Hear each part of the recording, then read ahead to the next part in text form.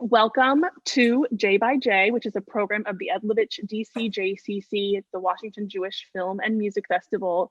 We're very excited. This is our final day of the festival, and it's our last virtual conversation. We're closing with a really, really good one.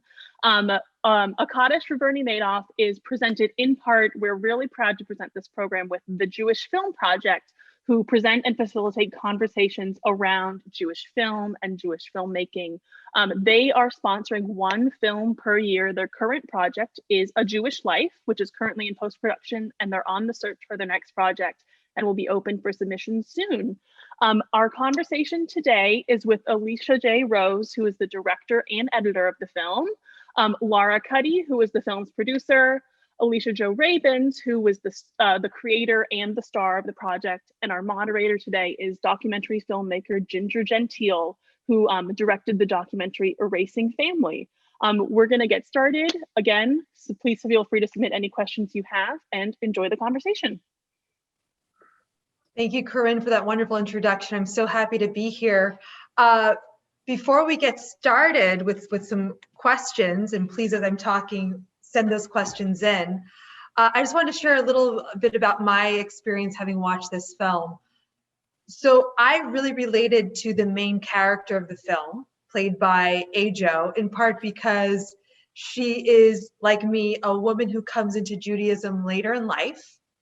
So learns stuff mainly as an adult, but also is very universal in religious inspirations. And I found it very moving that the first religious text cited in the movie is a Buddhist sutra. So I found that very interesting. And then also I was very surprised that it's, as much as it gets into the story of Bernie and the financial crisis, it's also a film about Jewish excommunication at its core and what it means to be Jewish, and at what point are you too bad to be Jewish? Is there any such point? So I found that to be very fascinating. And I just want to ask, how did this project come to be? How did you meet each other?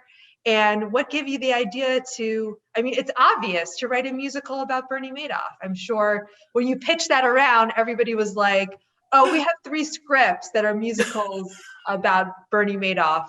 Why yours? So maybe you want to start with that. How did you come up with the idea? Yes, I love that image so much. Well, the story that we tell in the film is a slightly fictionalized, just to support the storytelling, but pretty much very accurate representation of what happened in real life, which was that I had this year-long artist residency on Wall Street. And that's where I was when the financial collapse happened and when Bernie Madoff turned himself in.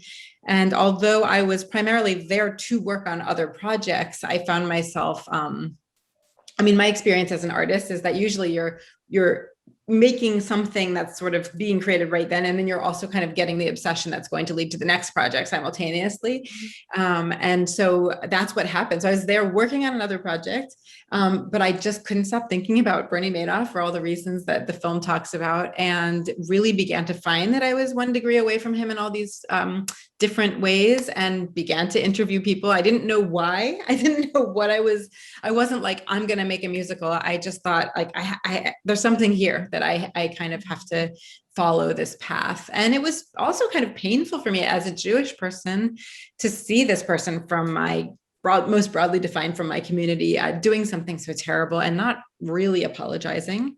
And I felt this need to kind of think through it and solve it. So I was just sort of figuring it out any way that I could through research and interviews. And that then at a certain point as an artist, like a switch kind of flips and you're like, oh, this is a piece. This isn't just me having a random obsession. This is actually me gathering material for my next project, which is really the best way to think through any obsession, I think.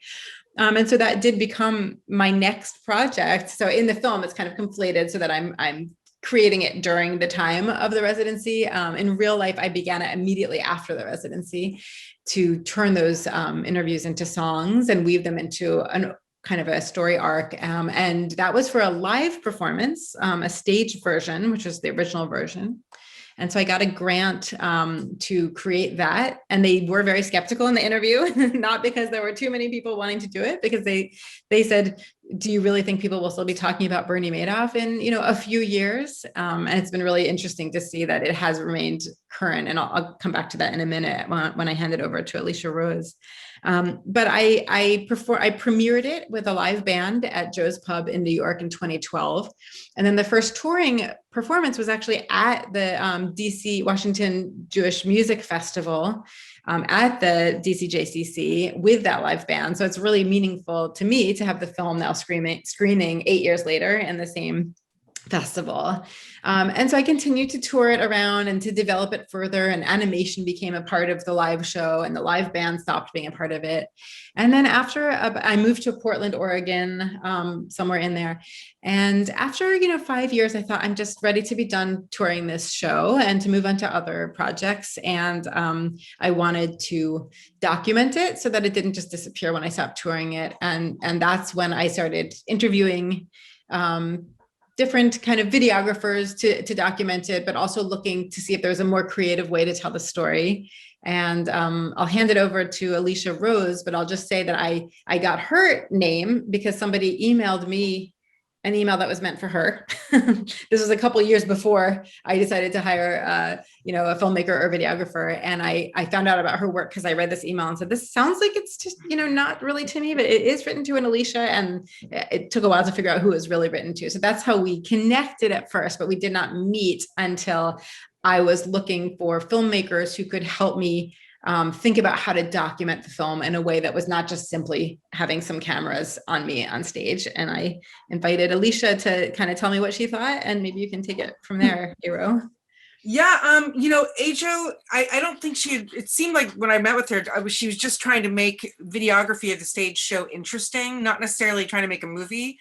But I read everything and I listened to everything, and I love the music so much.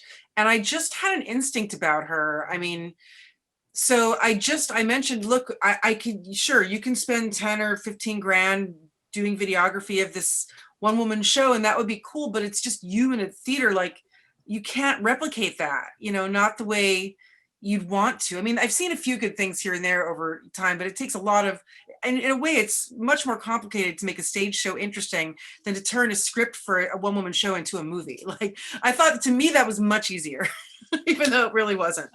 But, I came into it and I just kind of said, well, here's the deal. You can spend all this money doing this, and sure, you can make it interesting, but this story, I think it has legs to be something much more compelling. Much like, there's many novels that have been adapted for stage and screen. It's not an unusual thing, and I tried to sort of maybe pivot Ajo's thinking to this. In fact, the story being the original thing, the stage show is one extrapolation. And so for me, and for Ajo, and I think the process of this film, the film just became another extrapolation of that root story, if that story could be a novel or whatever. So I walked in, I did not mean to blow her whole world up, but I also didn't know that she had been artist stalking me for a while, and she'd been looking at my work and following it. I had no idea of any of this. So when I walked in, I just thought it was like, oh, she probably heard about me through so-and-so, and I didn't know that I maybe had real sway or, had influence in any way. I didn't think that she cared. I mean, she cared enough to pay me $50 an hour, to come in and consult, but when I said, well, I could see this being a movie, and why, for me, when I read this and I listen to this, I want to be in New York on the streets with you, watching you play violin. I want to be in the artist residency. I want to know what it felt like during the financial crash for an artist in the middle of all this mayhem. I felt like that just like the experience of financial crisis hijacked the world from one path to another. I felt like that experience very clearly hijacked her journey in that artist residency. What she was there to do isn't what she got done. Like she said, she started looking into this and just eventually accepting this was the path to her next project. But I don't think that was her intention when she went there. So it was interesting to me that we could find a way to make a film about this, and really it can become a visceral experience for everybody who watches it. And that's where I think we wound up. But it was a long process, that shorter than documentary filmmaking, I'll tell you that much, Ginger, but it was about 3 years or so.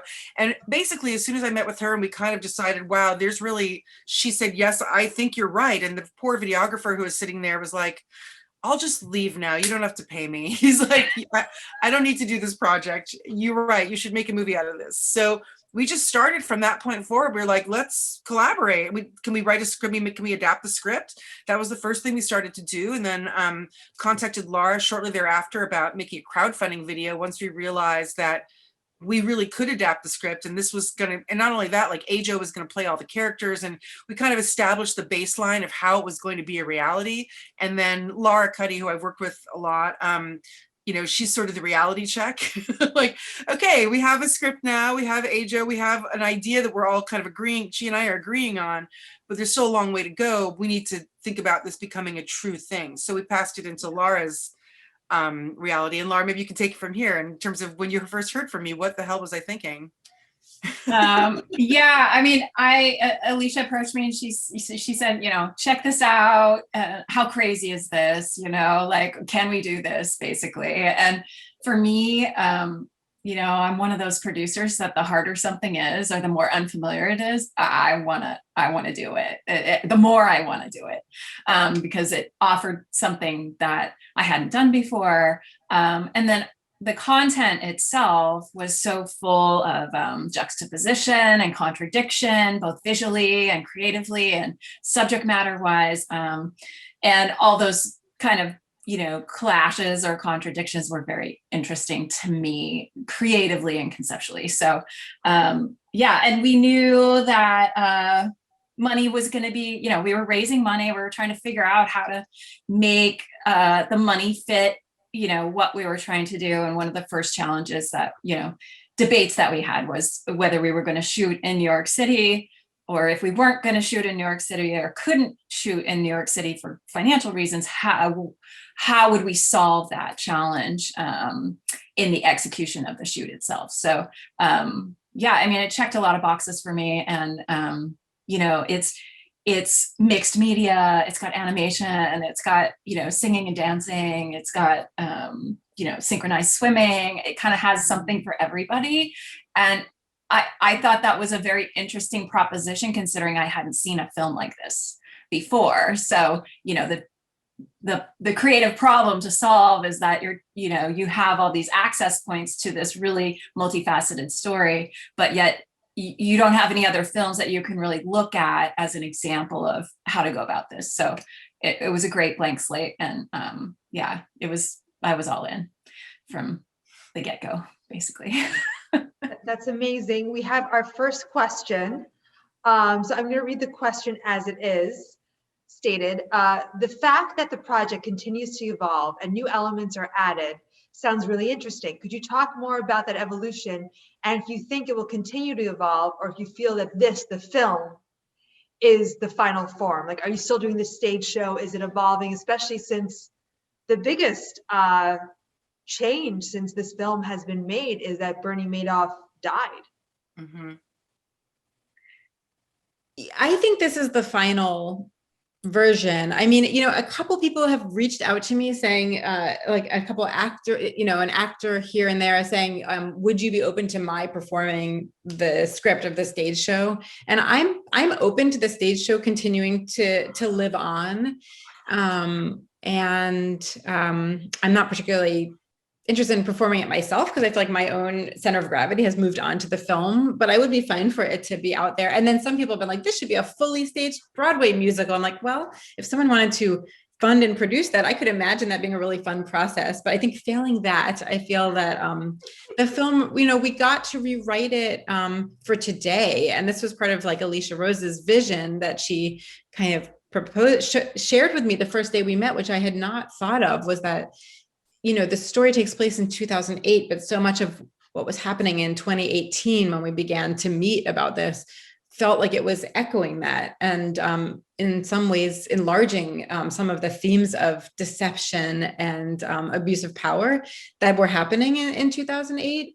And so that was really what kind of sold me. I mean, I was also really excited to work with Alicia and Lara and work in this forum, but I was so compelled by Alicia's idea of having a light touch, but retelling the story with an eye towards how it could help us understand our current moment. So I feel like now that has happened, I think it's kind of, as far as I'm concerned, I'm happy with this version. Great. Well, and I feel like, I mean, what you said is exactly true. And I believe it more and more every day. I feel like this film is a tool to process anybody like Bernie Madoff, anybody at any time. So we told one story that was about one person who just committed such an egregious crime that affected so many people in such a crazy way. And he just sort of was like, what, me? He never really apologized. And he looked like Ajo's dad. You know, he looked like a lot of the Jewish men I know. You know, it just felt to me like there's so many other people like him. And it's funny, you know, when that happened, it was just so big, it was so tectonic, and then the whole crash happened and everything changed. And then 10 years later, we're like, well, now what's his face is president. Has anything really changed? In fact, it actually seems worse. It seems like that was, you know, my question was always, is Bernie Madoff an aberration or a trend? You know, and I think I brought that up probably in the first meeting, and ultimately it wound up in a song in the movie, which has been my question all along, because the song toward the end of the movie is called Dear Bernie, where she's singing to Bernie's, the projection of Bernie, and ultimately, you know, moves into the sort of Buddhist moment with all the beautiful animation, things like that. You know, that is the crux of my investigation as a director into the movie. Was really, and why I wanted to make it. Was he an aberration? Was he a trend? To me, it's obvious he was a trend. And that if we don't, it's so easy to sweep these things under the table, to sort of you know, shame somebody and just put them in the corner and be like, we don't speak his name. And I get that that's sort of the crux of excommunication in a way, but by putting it in a movie and creating a whole sort of ritual around it, I think it gives it form to recognize and ritual to exercise for anybody. And, you know, since this has happened, I have to say that, like, there's like a long list for me of people I would say, even in the film world, were former idols or icons who have now, you realize you were part of the system of abuse, like, say, Woody Allen. You know, for me, this film, there could be another film called a Kaddish for Woody Allen that examines one filmmaker's, you know, changing view on what they considered to be formative education. And, you know, and now they realize actually they were part of, you know, grooming in a public forum. I mean, that's another, I don't mean to put it in that direction. It's very controversial, I know, but so is Bernie, you know? And so there was just such empathy to this story and such relatability to Ajo's experience as an artist, and then such a cautionary tale that I felt like if we could just put it into this movie, it could exist and people could kind of maybe use Bernie, use the film as a processing tool, and realize he is just a cipher in the middle of the story, just like any of these people, anybody who commits that kind of, you know, unforgivable crime, but yet there's so many. So that was kind of my vibe with it. Yeah, and I would just add one thing that we talk a lot about, or that has come up a lot in these conversations, is this, you know, is this idea that the film raises more questions than it answers. You know, it's not a tidy, you know, tying up of loose ends. It's really kind of a breaking open of, you know, kind of looking at ourselves relative to this idea that there, you know, can you have a life without loss?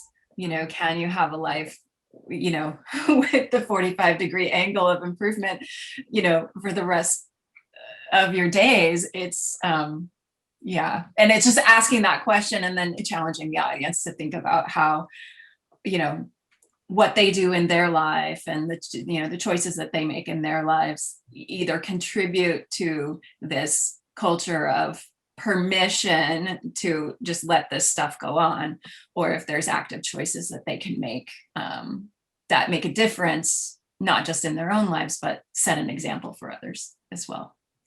I mean, I think people can get a little sometimes confused by the fact that Bernie Madoff is in the title and think it's a movie about Bernie Madoff, but it really isn't a movie about Bernie Madoff. If you've watched it, it's a movie about Alicia Jo Rabins' experience, you know, in the world, navigating, you know, an asshole destroying everything, basically, pardon my French, you know, on a certain level. And I feel like that's something we're all part of. And more importantly, you know, the system that enabled him to function is just like, I mean, look at what's gone on politically, and the system that continued to enable so many people to function in a way that you can't believe that we're fighting about things that should have been put into law 100 years ago. you know, and the systems that are there, and the corporations, and there's so many different things that the culture of ignorance is so rich, you know, in order to sort of allow people like that to exist. So I don't know, I felt like you can easily ignore him and try to be like, oh, nobody talks about him, he's dead now, especially, right?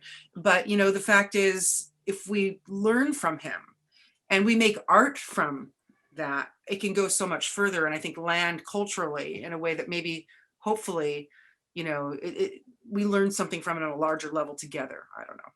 That was the hope. Right. So the questions are rolling in. So I have a two-parter. I'll ask the first part first, which is, the person who asked this question says, in their opinion, the message of the film really is, let his memory, the memory of Bernie Madoff, be a lesson. That's what they thought. Is this the message of repentance that you wanted to portray with the film? That his memories should be a message, his memories should be a lesson. Well, as an artist, I really believe I believe that once we are finished creating something, we don't really get to say what the message is anymore. I think the message that people take away, I mean, as long as it's not, you know, like hateful or something, is legitimate and fair enough. I think, you know, when I was making this, you know, Alicia Rose mentioned the system that allowed him to function for so many years. And I actually thought that in a way, the focus on him, I know it's kind of complicated because it is a movie about him in a certain way. But part of the reason I made it was because I wanted to create this show in the first place, was because I felt that all of the, not the victims, but the financial industry people who kind of looked the other way and allowed their funds to invest with him, even though his returns were mathematically impossible, and the SEC that didn't really investigate in a serious enough way to get to the bottom of it, you know, for 4 decades or whatever. I mean, people say even Madoff didn't expect to be able to carry it out for that long. So I think, you know, yes, he's a lesson for sure, but I also think he's an outlier. Not many of us want to steal billions of dollars. And most of us, if we found ourselves in a position where we had embarked on that path, would probably find a way to try to make things right, because we have a kind of conscience that would stop us from doing that. So in a way, I think what I'm really interested in is like, the next level of people who have perfectly normal lives, you know, who are not carrying out huge, terrible, destructive scams, but who, as a collective society, you know, specifically it would be the financial industry, people who invested with him, not the individual victims again, but collectively, it's like a society that doesn't take care of its people, right? I mean, like we live in Portland, and there's just like tent cities everywhere because there's so many houseless people who have nowhere to live. Mm-hmm. And it's visible, like we, you know, walk down the street and we can see this issue. And as a society, I feel like there's a kind of like, I mean, there's just the increasing wealth gap, et cetera, et cetera. There's so many ways in which we can see that we are not living in a sustainable way. And I think it's a less obvious issue than Bernie Madoff embezzling all this money. But I do think that on the broadest sense, the way that we live environmentally, the way that we live financially as America is related to the inability to see things in a cyclical way, the inability to see that we're all connected, to see that even if our family is okay, there are so many others that aren't, and the system itself needs to address that imbalance. And so to me, that's sort of the most important lesson personally, which doesn't in any way invalidate you taking a different lesson. And also just to end what I'm saying, that also the part of each of us that, like Lara said, wants everything to work out all the time and be okay all the time and be good all the time. And we're just built as humans, I think, to resist loss and failure. And that's what Madoff's returns did. They really he created them out of thin air to avoid the losses and failures that happen in anything organic, including the stock market. So the other lesson that's really meaningful to me is, how can a more holistic view of life that includes the inevitability of loss and failure be something that is more humane for all of us in our personal lives and also as a society.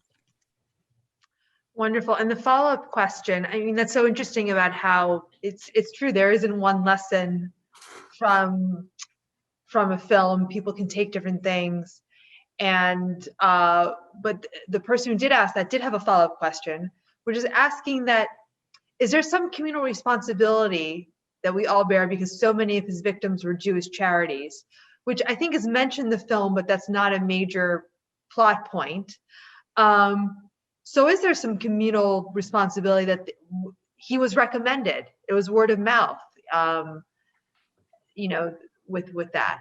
Yeah, I'd like to address that really quickly as well.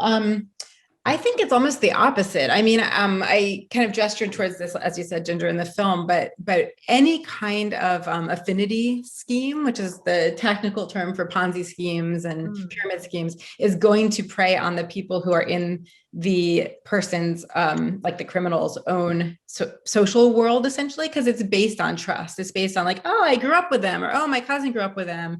So anything from like, you know, multi-level marketing to this, it's not going to be some random stranger far away, especially in the beginning. Like it's built on personal relationships that are close enough or seem close enough to feel like, well, I don't need to like really run all the numbers, or like if the numbers look a little weird, I'm sure they're fine because this guy must be fine. So I think it's almost the opposite. It's that criminals like this take advantage of their own community in order to carry out the scams. I don't think the community bears responsibility for that. The question of communal responsibility for me is more just like, once someone in a community has done something so terrible, should there be a way to draw a line and say, if you have not wholeheartedly apologize, you don't get to call yourselves part of this community anymore. That was where I was coming from with that question. So to follow up with that, is there a line that we can draw, in your opinion? Do you think there's a line, or are we're always children of God, and part of us being human is that we are imperfect? Or is it just the lack of asking for forgiveness that we draw a line? I think, as with all spiritual questions, it's a matter of holding opposites at the same time. And I think all wanted to balance in the film. Like there are these two lenses that you can, you know, like in Jewish mystical tradition, they're called, you know, Din and Rachamim, or Chesed and Gevurah, the lens of compassion, in which you say, well, who knows that I would have done something different? Who knows what happened to him as a child? Who knows what trauma he was carrying? Like maybe I might have also not had the wherewithal to admit that I had gotten in a bad situation and was starting to move around money in a way that was not, you know, legal. That's the compassion lens. And then the Din judgment lens is there has to be right and wrong, and there have to be consequences, and there have to be limits. And if you cross so far over a limit of doing something so destructive, and I think it's key what you said, Ginger, like, you know, as Alicia said, he did not really convincingly apologize. And I think that the question of what the Jewish tradition calls tshuva, of repentance, that's like a profound, deep, fruitful question. And in this case, like, he didn't really raise that question because he didn't really apologize. And I think in some ways that made it easier for me to hold the possibility of at least an artistic excommunication. I think if he had truly shown up and said, I'm so sorry, I'm going to do everything I can for the rest of my life to right this wrong, and here's why I did it, but it doesn't excuse it, like I would have made a very different film. But he didn't. And so that's why I felt like he was kind of the perfect person. And many other people that we see in American society also, you know, powerful people also do terrible things and never apologize. And I think that it's worth thinking about, like, should there be some communal consequence? I mean, our, you know, ex-president did get kicked off Twitter. Like, I think in some way that is a form of excommunication in our communal discourse. It's like your voice is not allowed in this space. For him, that's like being in the wilderness. Like, in a way, it was the best punishment for him, because you know, the actual work of creating another party or whatever his fantasy was, that's too much work for him. He likes sending out these little tweets. Now he can't do it, so he's kind of like, well, why do anything? You know, so it was very fitting in that way. I'm not sure if that's how they intended it, but it was kind of the worst thing that could happen to him. And this gets into a great follow-up question. So this is it's a compliment, and we're going to try to turn it into a question. So the themes of excommunication was brilliantly portrayed in the film. The purpose of saying Kaddish for someone who is living is not the same as saying it for somebody who has died. So reflecting on that theme of diving into excommunication a little more, how did you come up with like, you know, the ceremony for it? Because it's a ceremony that probably we haven't ever seen. I can't remember one. And then maybe if this could be a good point to bring up why you have the women serving as opposed to the traditional male minion doing the excommunication ceremony. Maybe I'll say a little about the history of excommunication and I'll hand it off to Aero and Lara. So, you know, a lot of people, okay, I'm a Jewish educator too. And so that as an artist, I'm always about, you know, I'm drawing on my own kind of research and what I've been taught. And so it's, I'll try to restrain myself from lecturing too much, but I'll just say that a lot of people don't know, don't think of Judaism as a religion that has excommunication, but we are. And so in the Torah, it's called cherem. And later in rabbinic sources, there are times when even a great rabbi who refused to go along with the community's decision, in the Talmud, there's this beautiful story of him being excommunicated because it was such a threat to communal functioning for him, even though actually he was right in his opinion, but to say, I know I'm right, and therefore I will never agree with the majority opinion, that was enough to actually get him excommunicated. So it is something that happens. And then in the Middle Ages, like Spinoza is a famous excommunication that happened in history. And we actually have the writ of excommunication that the community wrote. So I am, just to kind of make sure everyone knows, I am drawing on something that has traditionally happened, is very uncommon to the point of being non-existent in contemporary progressive Judaism for sure. And I think that's part of what I wanted to consider is like, is there a healing element of excommunication that we might want to bring back? And then I'll let Aero talk about some of the women-led excommunication. It's come up quite a few times, I have to say, in many different of our Q&A sessions, why we chose, you know, the three older ladies who we call crones in the movie to be the Beit Din, why we chose the minion for the Kaddish to be all women, you know, why we made these choices. I think that, you know, Ajo and I naturally are feminist, witchy Jews. It's just the truth of the matter. And so the lens of the movie is our lens. And the Judaism, the kind of Judaism I think we wanted to portray was a portrayal of it, you know, that was just naturally feminist and naturally female led. And, you know, for me, my Jewish experience is very different than Ajo's. Ajo's, you know, not very Jewish as she grew up with a Jewish family, but not in a very Jewish neighborhood, had to kind of seek it out. Well, I grew up in a very semi-Orthodox household, in a very Jewish community in Los Angeles. We were temple all the time. My grandfather was really strict. He was really sexist. He was really male focused. The women were subjugated, and if they weren't, it was a problem. This is how I grew up. I am clearly a very strong feminist person, and I was even at the age of 2. I was very willful and a total pain in the butt. So I got into a lot of trouble. And so, you know, I think I really fell away from Judaism, you know, in a huge way. And it became really more cultural for me than spiritual. And I think that working with Ajo on this film, you know, part of my attraction to it was that, well, wow, okay, well, she's really interesting. Like, she would have, in a dream world, she would be my bat mitzvah tutor, right? Like, if I was to go and want to do that, which I don't, this movie is, I've said this before, this movie basically was my bat mitzvah.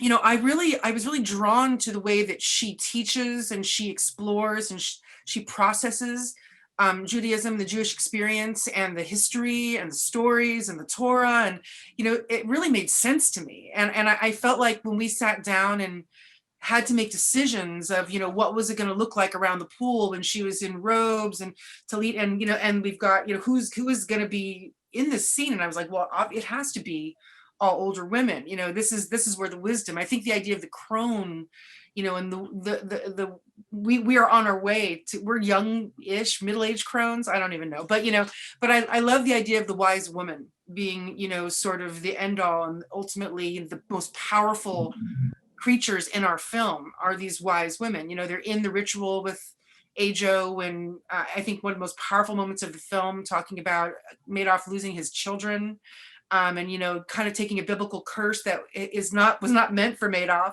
but is just truly a biblical curse in the Bible, and taking that and applying it to the situation. It really gives gravity to consequences.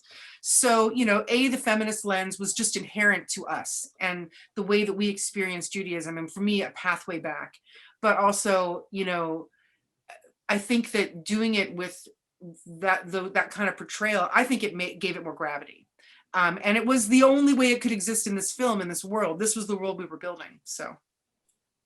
And I'll just add, I mean, there's an element, and we talk, you know, we don't explicitly say this in the film, but this idea that feminine intuition is an ingredient in the process. I mean, the people involved or close to Madoff that like raised concerns were women, basically. So, you know, as that whole thing was unfolding, as Ajo discovered in her interviews and that we brought to the film, is that, you know, there were women along the way that were involved in being asked, you know, what do you think of this? And they're saying, you know, I don't know about this. This doesn't look quite right.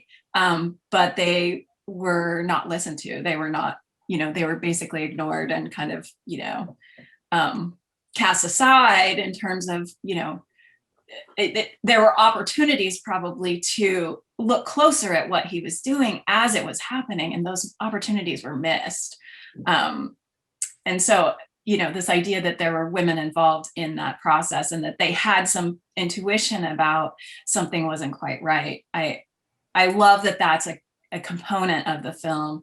And I think that connects to also the filmmaking team, you know, our collective creative intuition for, you know, making this film come alive in the way that it has.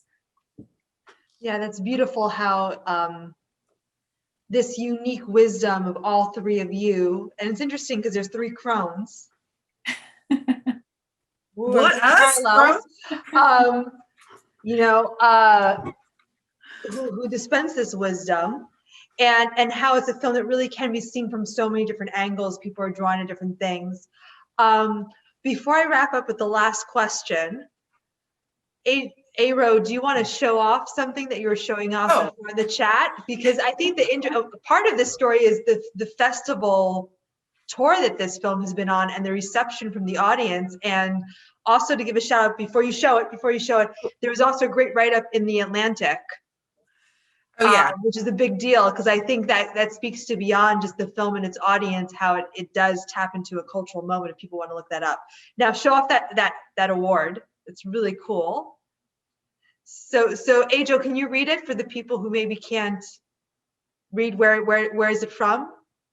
I can't, I'm doing a very bad job. Wait, yeah. There we go. Oh my God. There we go. Okay. 2021 Ashland Independent Film Festival Varsity Audience Award, Best Narrative Feature, A Kaddish for Bernie Madoff. Very exciting. Great. And for people who want more information about the film, before I get to the last question, they can visit kaddishforberniemadoff.com if they want to, you know, book a screening, get in touch with the filmmakers. There's merch too, right? We have merch. We have mugs and shirts, and Father's Day is coming up. And there's also a link to the Atlantic piece that Lara just posted, so maybe that can be shared. So what's next? If we want to do a circle, like, are you planning to like work together on another project? Are you all on different projects? But I think that's a great way to end it. Like, what is next in the books? I don't know the answer to this question as a filmmaker. I will say sometimes when you're done with the film, you say, what's next is a vacation. That's also legitimate. No pressure if there isn't like a fully formed film. Because I think that's, people say, oh, after this, I have these 3 scripts I've already written, and now and sometimes you just need to like ride the festival circuit and then go on a sabbatical. So that's also Well, a great answer. I'll start with what's next for this film, because that is really a huge part of what we're all focused on right now. I feel like we've started a small business and now we're making sure it's got a way into the world. So we're about to embark. This was our first Jewish film festival, and we're about to embark on what looks to be a very robust run of Jewish festivals. Probably starting in July, August, and continuing through the rest of the year, both domestically and internationally. And that will include more, both secular and non-secular festivals. So both Jewish film festivals and non-Jewish film festivals. We are, submitted to so many, and we have just brought on an incredible festival distribution rep in Israel, Hedva Goldschmidt and Go2 Films. So now we have a rep in Europe, or in Israel, who's working both regular festivals and Jewish festivals, really internationally for us. So that's really exciting. And she is very well known, very well respected. And we feel like, when you make a film, you put it into the world, you don't really exactly know where it's going to go or where it's going to make sense. And quite frankly, this film, for me as the editor and director, and of course, Ajo and Lara, during the pandemic, we spent a whole year in post together, as well as with our incredible animators, Zach Margolis, and our VFX champ, Mike Prosser, and our colorist, Darren, and our sound designer, Christy Birch. I mean, we spent a whole year doing this. And during this year, I had many times to think to myself, is this movie crazy, or does it make sense? This is not like anything I'd seen before. Definitely like nothing I'd made before. But, we all felt confident this was also the story and this was the film.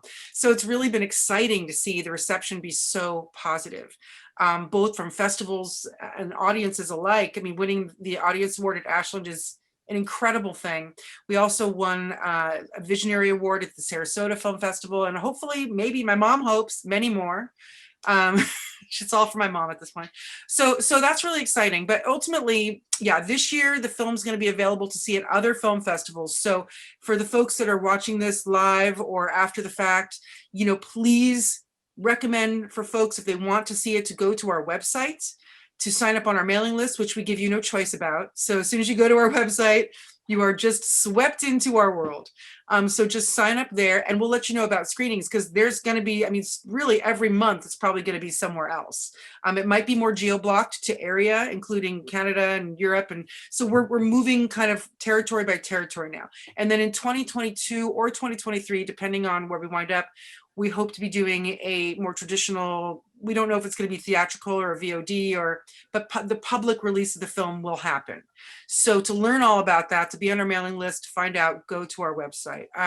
So that's kind of the future of the film. It's, we're finding an audience, and people are responding. Like the Atlantic article, which Lara posted the link of in the chat, was absolutely incredible personal testament of one wonderful human being, a gentleman named Daniel Pollock Pelsner, who actually Ajo knows through her synagogue, who was on her mailing list and saw the film during its premiere during Portland International Film Festival, and really felt something from watching the film, something very personal, wrote to her, and then that evolved into a wonderful piece for the Atlantic.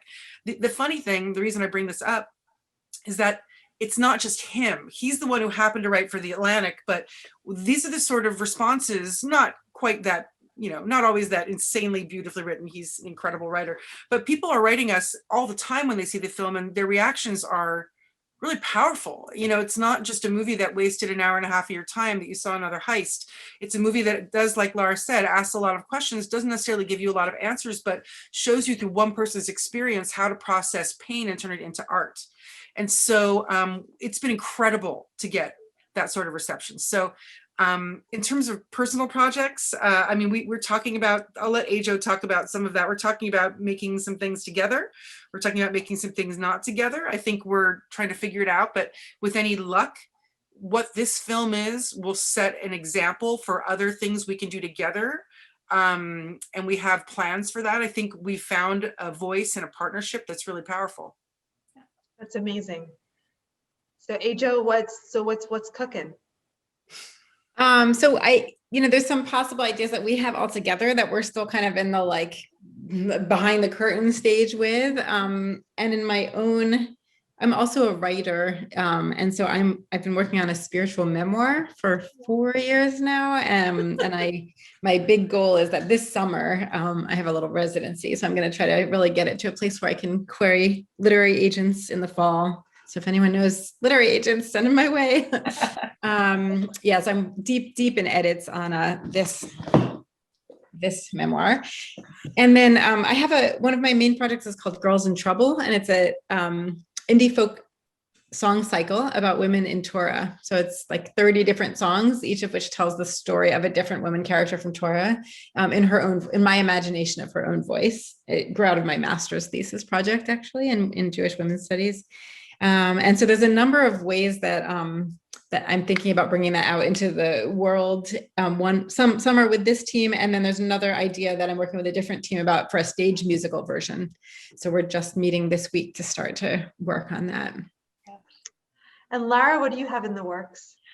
Oh my gosh. I spent a lot of the pandemic reading scripts and budgeting scripts, looking ahead, features for the most part, looking ahead, a year, 2 years down the road, and in development for the most part, on a bunch of different things. Nothing is, set on the path just yet. These are early days. So doing a lot of that. Alicia Rose and I finished a big commercial campaign shoot just a couple months ago, and those are rolling out now. Those spots are rolling out, and just keeping up the hustle and spinning the plates, juggling the things.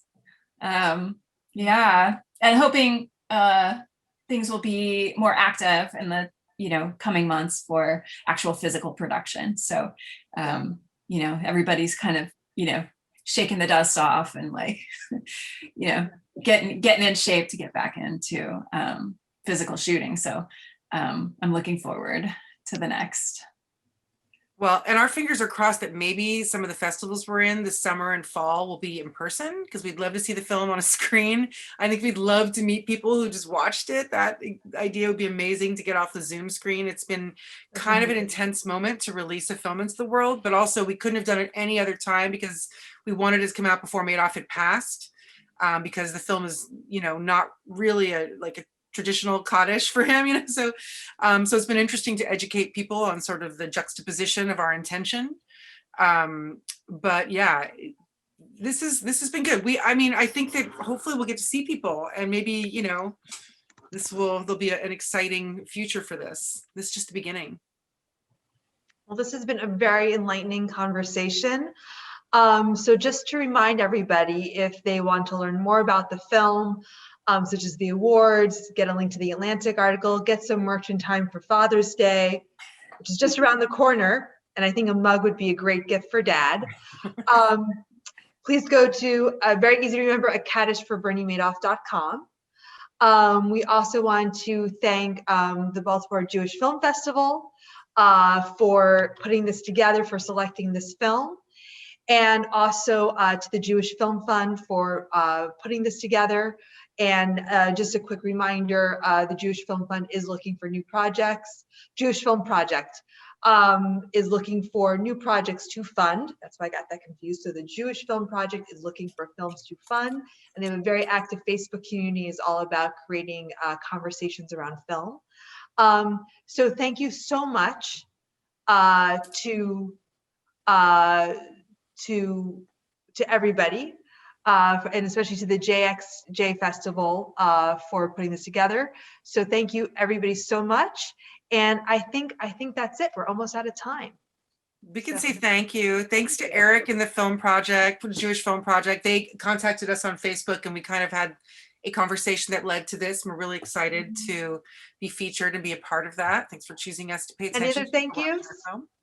Thanks to Ilya and Corinne, and I just want to say once more how meaningful it is for me to get to bring this piece back to the Washington Jewish Film and Music Festival after eight years after presenting the stage version. It's really meaningful, so it's really an honor to be part of this. And thanks to everyone who watched the film, and thanks for joining us today for this conversation. Thanks, everybody. Bye. And remember, you can share this live Q&A afterwards. It will be available on all the websites.